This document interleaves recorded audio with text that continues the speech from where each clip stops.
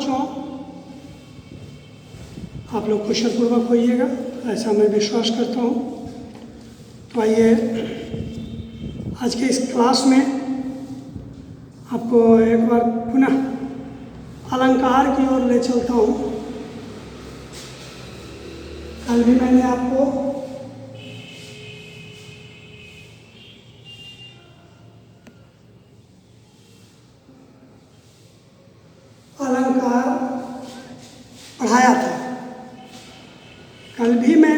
अलंकार पढ़ाया था।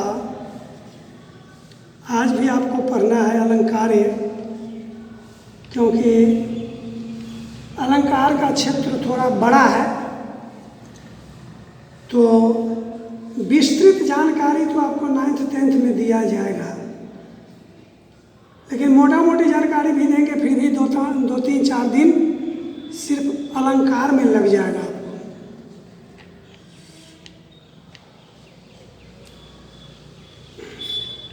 अलम जोड़ कृत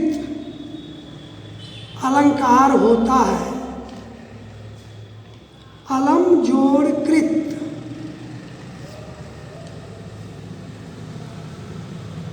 और कृत मतलब ऐसे भी समझिए, कृत का कार भी कहिए।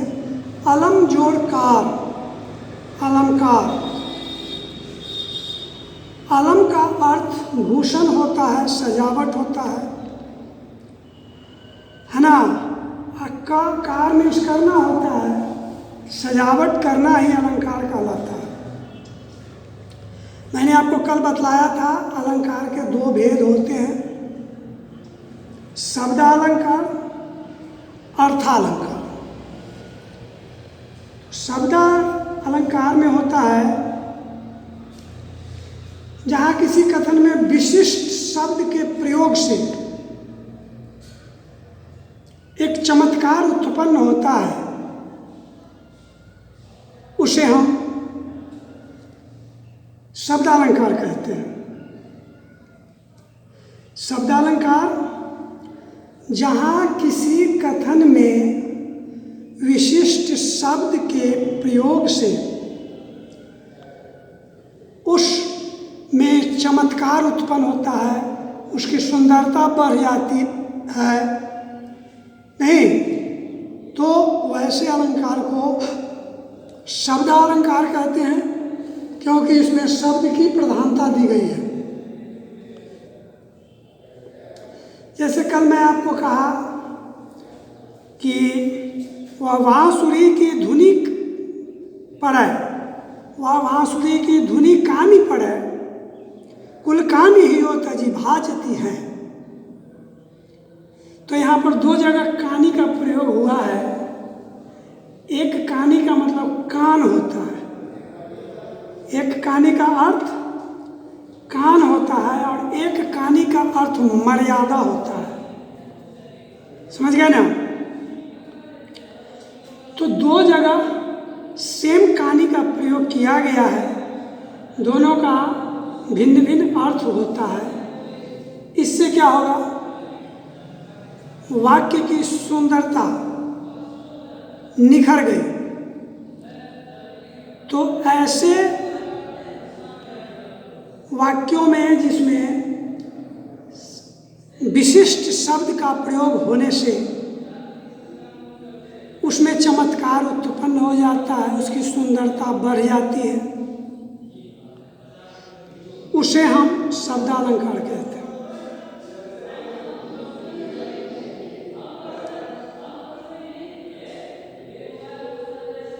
उसके बाद अर्थालंकार आया, जहाँ किसी कथन विशेष में, कथन में ही चमत्कार विशिष्ट शब्द प्रयोग पर आश्रित न होकर अर्थ की विशिष्टता के कारण आया हो। इसमें वाक्य में अर्थ की विशिष्टता, इससे पहले शब्दालंकार में शब्द की विशिष्टता थी, इसमें अर्थ की विशिष्टता हो गई।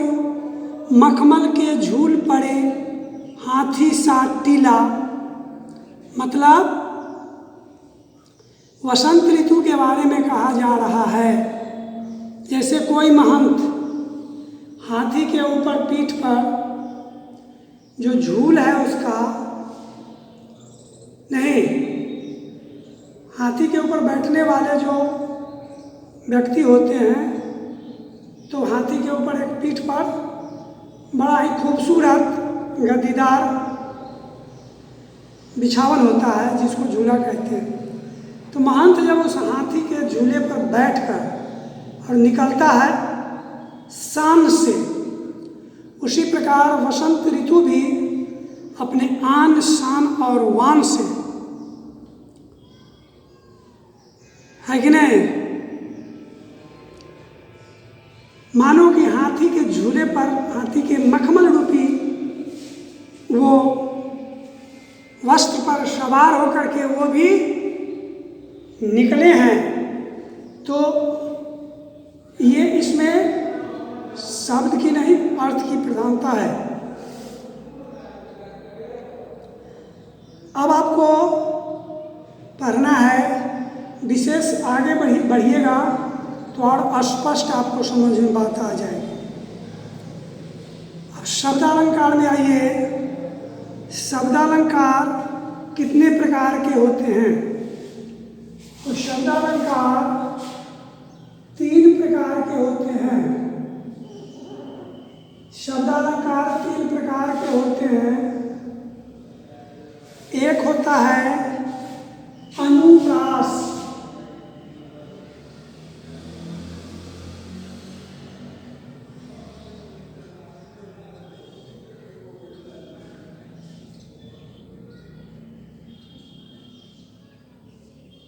एक हो गया अनुप्रास अलंकार, दूसरा हो गया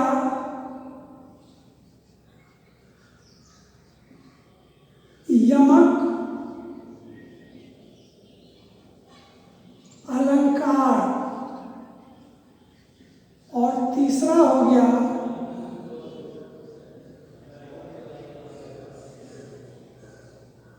श्लेष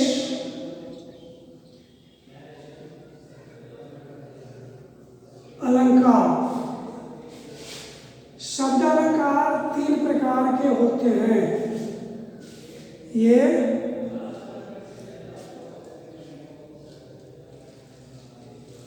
शब्दालंकार, शब्दालंकार में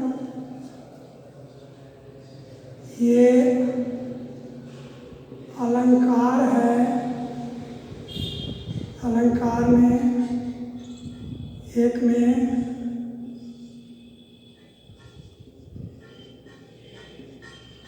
शब्दालंकार के भेद। अलंकार तो 2 प्रकार के होते हैं, शब्दालंकार और अर्थालंकार। शब्दालंकार के 3 भेद होते हैं, अनुप्रास, यमक और श्लेष। अनुप्रास, यमक और श्लेष। अब सबसे पहले हम फोकस करेंगे अनुप्रास अलंकार पर। अनुप्रास अलंकार में देखिए, शब्दालंकार में शब्द देख लीजिए, शब्द क्या है?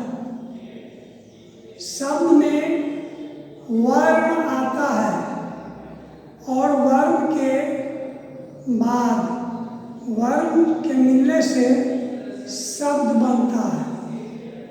तो इसमें जो है वर्णों की आकृति होती है, इसमें शब्दों की आकृति होती है।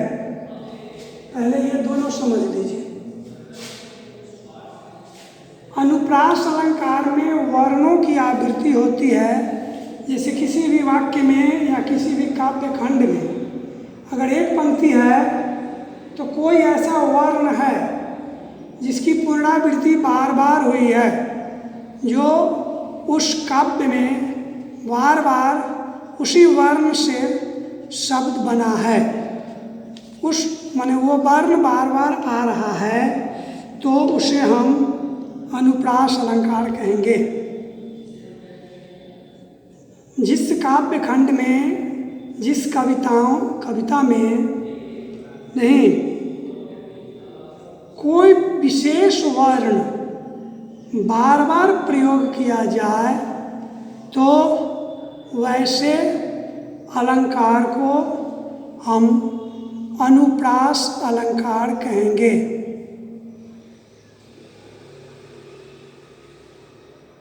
जैसे कल कानन कुंडल मोड़ पखा उड़पे बनमाल विराजती हैं, तो क की आवृत्ति और व की आवृत्ति बार बार हो रही है। कल में क है, कानन में क है। कानन माने जंगल होता है, ये वन होता है। कल में भी क की आवृत्ति हुई है, कानन में भी का की आवृत्ति हुई है, कुंडल में भी ये क्या क की आवृत्ति हुई है।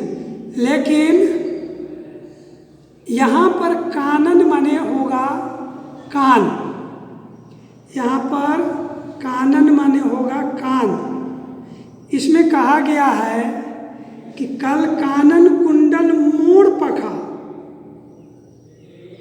उर्पे बनमाल विराजती है। श्री कृष्ण का वर्णन करते हुए कवि ने कहा कि कान में कुंडल है, मोर का पंख लगाए हुए हैं। उड़ माने हृदय होता है, उड़पे बनमाल माने कंठ में बनमाल मोतियों की माला विराजमान है। तो यहाँ पर दो जगह आवृत्ति हुई है, एक क वर्ण की आवृत्ति हुई है और दूसरा ब वर्ण की आवृत्ति हुई है। छोरटी है गोरटी या चोरटी अहीर की, छोरटी है गोरटी या चोरटी अहीर की। अहीर माने होता है ग्वाला।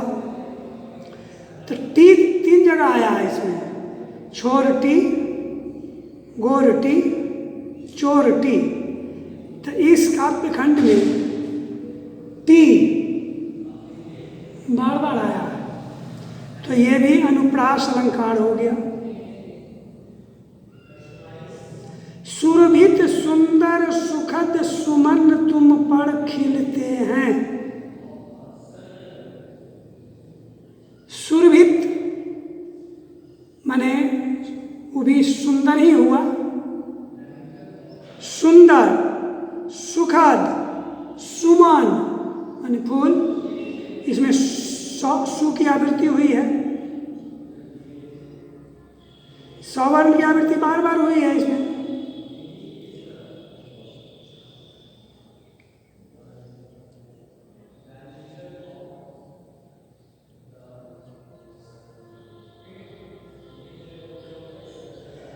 एक है कि जो खग हो तो बसेरो करो मिली, कालिंदी कुल कदम्ब की डाली।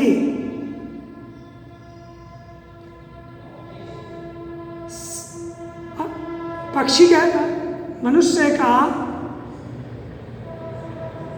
कथन है, मनुष्य कहता है कि इस बार मृत्यु होने पर अगर मेरा जन्म हो तो कहाँ हो? अगर भगवान मुझे पक्षी बनाते हैं, खगनीश पक्षी, तो ठीक है बना दें, मुझे कोई आपत्ति नहीं है। लेकिन शर्त एक ही है कि पक्षी अगर बनाएंगे तो उसी ब्रज का पक्षी हमको बना दें जो मेरा बसेरा ब्रज में हो। और कालिंदी कुल, कुल मतलब होता है किनारा, कद्रुकार कुल। कालिंदी मतलब होता है यमुना। तो यमुना नदी के किनारे के कदम्ब के डाल पर मैं बैठकर और ब्रज की शोभा को देखूं, इसीलिए तो इसमें आ गया, ये भी हो गया आपको अनुप्रास अलंकार, क्योंकि इसमें है कालिंदी, कुल, कदम्ब, सब में क की पुनरावृत्ति हुई है। कंकन किंकिन नुपुर धुनि सुनी, कहत लखन सन राम हृदय गुनी।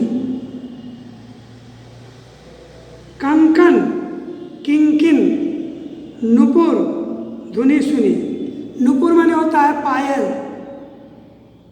भगवान श्री कृष्ण के पैर में जो घुंघरू था, है ना, वो जब चलते थे तो इसी तरह की ध्वनि निकलती थी, कंकन किंकिन, इस तरह के ध्वनि नुपुर धुनि सुनी। कहत लखन सम राम हृदय गुनी। यहाँ ये रामचंद्र जी की, लखन जी रामचंद्र जी से कहते हैं, यहाँ पर श्री कृष्ण का चर्चा नहीं हुआ। मुदित महीपति मंदिर आए, सेवक सचिव सुमंत बुलाए। ये भी अनुप्रास है, क्योंकि मुदित में मोह है, महीपति में मोह है, मंदिर में मोह है, सेवक में सौ है, सचिव में सौ है, सुमंत में सौ है। तो जिस वाक्य खंड में, काव्य खंड में दो दो वर्णों की पुनरावृत्ति हो या एक ही वर्ण की पुनरावृत्ति हो तो उसे हम अनुप्रास अलंकार कहते हैं। जैसे चारु चंद्र की चंचल किरणें खेल रही हैं जलथल में,